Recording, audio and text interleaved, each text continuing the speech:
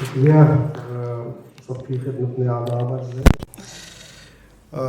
ظاہر ہے تصوف یا صوفیزم کے بارے میں بات ہو رہی ہے، تو سب سے پہلے اس کی کیا ایٹیمالوجی ہے، ایپسٹمالوجی ہے، اس کے بارے میں تھوڑی سی بات کریں۔ اور جن کے حوالے سے یہ ذکر ہو رہا ہے، خواجہ غریب نواز یا خواجہ معین الدین چشتی، ان کی کیا اہمیت ہے، کیوں ہم ان کو آج 800 سال کے بعد بھی یاد کر رہے ہیں۔ صوفیزم یا صوفی کے بارے میں یہ کہا جاتا ہے، بہت ساری رائے ہیں۔ کچھ لوگ کہتے ہیں کہ صوف تھا کیونکہ وہ اون کا لباس پہنتے تھے، کچھ صفا کہتے ہیں، لیکن جو سب سے بڑے صوفی تھیورسٹ ہیں اس پورے علاقے کے، خواجہ داتا گنج بخش علی حجویری، ان کا یہ کہنا ہے کہ یہ لفظ صفا سے ہے، اور اس سے مراد جو ہے انسان کے اندر کی جتنی بھی آلائش ہے، گندگی ہے، لوبھ ہے، لالچ ہے، برائی ہے، کینہ ہے، اس سے اپنے آپ کو پاک کر لینا، یہ ایک چیز ہے۔ دوسری یہ کہ صوفی موومنٹ یا صوفی یا جس کو ہم روحانیت یا اسپریچولیزم یا ادھیاتم کہتے ہیں، وہ شاید جب سے انسان دنیا میں تھا تب سے ہے، اور اسی لیے تمام دھرموں میں ہم اس کا سلسلہ دیکھتے ہیں۔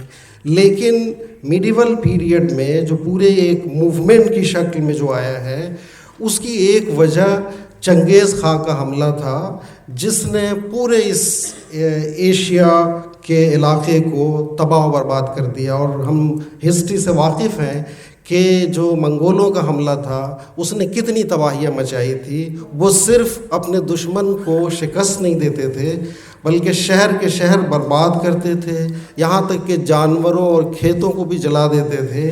تو اتنی بڑی تباہی مچی تھی، خاص طور سے جب اس کا جو چنگیز کا پوتا پھر آیا بعد میں، اور 1250 میں اس نے پورے ایران اور پورے ویسٹ ایشیا میں لاکھوں لوگوں کو مارا۔ اور بعض لوگ کہتے ہیں کہ ایران کی جو آبادی اس وقت تھی وہ 700 سال کے بعد ہوئی تھی، اور یہ ایک طرح سے خود انڈین سب کانٹیننٹ کی ایک خوش نصیبی بھی تھی کہ یہاں کے ترک حکمرانوں نے ان کو روک دیا تھا۔ لیکن جو وہ تباہی مچی تھی، اس تباہی میں جتنے نالج کے سینٹرز تھے سینٹرل ایشیا میں، جس کو ہم سمرقند، بخارا، خراسان، غزنی اور نیشا پور اور تمام علاقے، وہاں کے جتنے علماء، اسکالرز، وہ سب انہوں نے ایک سوسائٹی جو بڑی ڈیواسٹیشن کی حالت میں تھی، ان کو ہیلنگ کا کام کیا، کاؤنسلنگ کا کام کیا۔ اور یہ وہ طبقہ تھا جو ان کا سب سے بڑا رول تھا، اور اس میں سے ایک بڑا حصہ ہندوستان کی طرف بھی آیا۔ اور یہ خود ترک جو حکمران آئے تھے وہ بھی اسی کے نتیجے میں آئے تھے۔ اور میں ہمیشہ کہتا ہوں کہ جو نارتھ اور نارتھ ویسٹ انڈیا ہے، اس کا ریلیشن سینٹرل ایشیا، جس کو ہم خراسان کہتے ہیں، جس میں نارتھ ویسٹرن فرنٹیئر، موجودہ افغانستان، ایسٹرن ایران اور سینٹرل ایشیا، اس میں جو آواگمن یا جو رشتے تھے وہ اس سے زیادہ تھے جتنا نارتھ اور ساؤتھ کے بیچ میں تھا۔ تو یہ ایک ایسا رول ان لوگوں نے کیا تھا۔ اسی میں خواجہ معین الدین چشتی تھے، جو موجودہ ہرات جو ویسٹرن افغانستان میں ہے، وہاں سے اٹھ کے آئے، اور یہ خود ترکوں کے آنے سے پہلے یہ اجمیر میں آ چکے تھے۔ ان لوگوں کی جو خوبی ہے صوفیوں کی، کئی ساری چیزیں ہیں۔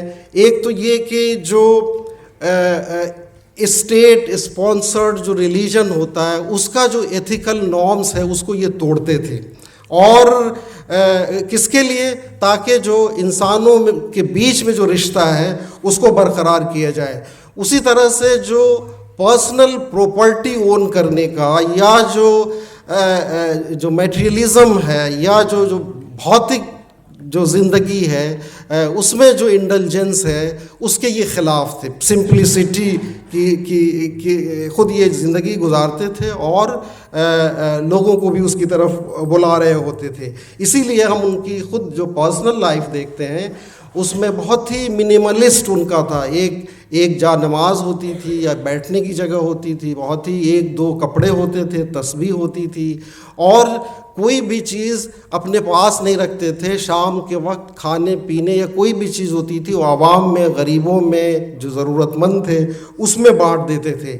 اس کے ساتھ ہی ایک چیز ان کا یہ بھی تھا کہ کوئی بھی صوفی آپ کو ایسا نہیں ملے گا جو کم پڑھا لکھا ہو. یہ اپنے زمانے کے بڑے انٹلیکچوئلس تھے، اور یہ آج کے لیے اور بھی ریلیونٹ ہے، کیونکہ ہمارے زمانے میں جو بات سب سے ضروری ہے وہ یہ کہ جو ہمارا انٹلیکچوئل طبقہ ہے اس کو عوام سے جوڑنا چاہیے، اور ان کے جو پین ہے، جو ان کی ایگنی ہے، جو ان کی پریشانیاں ہیں اس کو سمجھنا چاہیے اور اس کو حل کرنے کی کوشش کرنی چاہیے. وہ کئی ساری باتیں آ گئی. جو سب سے بڑا پرابلم ہے ہمارا وہ ہے آئیڈینٹی پالیٹکس کا، اور تصوف یا اسپریچولیٹی یا نالج جس سے ہم صوفیوں کو جوڑ کے دیکھتے ہیں وہ بیانڈ آئیڈینٹی جاتی ہے. اور دوسرا جو پہلو میں نے پہلے بھی عرض کیا تھا کہ وہ ان کا جو سب سے بڑا پہلو ہے وہ ہے کمپیشن کا.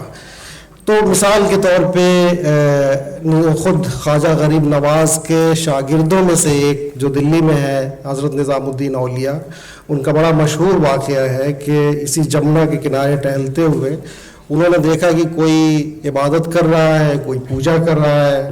تو انہوں نے اپنے شاگرد امیر خسرو کو کہا کہ ہر قوم راست راہ دین و قبلہ گاہ ہے، یعنی ہر قوم کا اپنا اپنا ایک راستہ ہے، اپنا ایک طریقہ ہے، اپنی ایک پوجا پدھتی ہے، اور ان کا ایک قبلہ ہے، اور سب ٹھیک ہیں.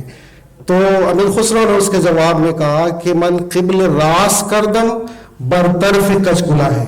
ہم نے تو آپ کا جو طریقہ ہے اس کی طرف ہم نے اپنا قبلہ کر لیا ہے، یعنی ہمارا جو طریقہ ہے وہ سب کو ایکوموڈیٹ کرنے کا ہے. خود ان کی درگاہ میں یوگی بھی ہوتے تھے، دوسرے مذہبوں کے جینی ہوتے تھے، بدھسٹ ہوتے تھے، آپ جو ہے یہ اور بھی الگ الگ تمام لوگ ہوتے تھے. تو یہ ایک پورا سلسلہ تھا جو ہندوستان میں نہ جانے کتنے ہزاروں سال اور صدیوں سے چلا آ رہا تھا. اور ہم یہ دیکھتے ہیں کہ نالج، صوفی ٹریڈیشنز یا اسپریچول ٹریڈیشنز میں کوئی بھید بھاؤ نہیں ہے. اسی طرح سے ہم اکبر کے دربار میں دیکھتے ہیں کہ ملا بدایونی ہے جو بڑا ذاتی زندگی میں بڑا کنزرویٹو ہے، لیکن یہ وہی ملا بدایونی ہے جس نے رامائن، مہا بھارت اور گیتا کا ٹرانسلیشن سنسکرت سے فارسی میں کیا. اور اس طرح سے بہت سارے، جہانگیر نے کیا، ایک ٹیکسٹ کا میرے پاس کیمبرج سے آیا تھا، میں نے دیکھا. تو اس سے کیا ملتا ہے؟ اسی طرح سے دارا شکوہ کی آج کل بات چلتی ہے. دارا شکوہ نے اپنشد کا ٹرانسلیشن کیا فارسی میں، اور اس میں آپ دیکھتے ہیں کہ اس کی اصل وجہ یہ تھی کہ وہ جو ایشور کا جو تصور تھا الگ الگ دھرموں میں، سیمیٹک ٹریڈیشنز میں ان لوگوں نے دیکھ لیا تھا، تو وہ ہندوستانی ٹریڈیشنز میں دیکھنا چاہتے تھے. اور اس ٹرانسلیشن کے نتیجے میں خود ہندوستان اور سناتن ٹریڈیشن جو ہے وہ پوری دنیا میں اور یورپ میں انٹروڈیوس ہوا. ہم جانتے ہیں کہ جو ماڈرن ویسٹرن فلاسفی ہے یا ایگنولوجی کا جو فاؤنڈر مانا جاتا ہے شوپن ہاور، اس نے اسی ٹرانسلیشن کے ذریعے پھر انڈیا کی طرف کام کرنا شروع کیا. اور بہت ساری چیزیں ہم دیکھتے ہیں کہ ایک ہیں. مثال کے طور پہ میرے خیال سے رگ وید میں ہے ایکو برہم دویتو ناستی، یا خود مانڈوک کے اپنشد میں نے دیکھا اور میرے لیے بڑی حیرت کی بات تھی کہ اس میں پورا ایک ستر ہے جس میں کہتا ہے کہ ایشور کا کوئی روپ نہیں ہے، اس کے کوئی ماں باپ نہیں ہے، کوئی اولاد نہیں ہے. اور وہ قرآن میں ہم دیکھتے ہیں قل اللہ احد اللہ الصمد لم یلد ولم یولد ولم یکن لہ کفوا احد.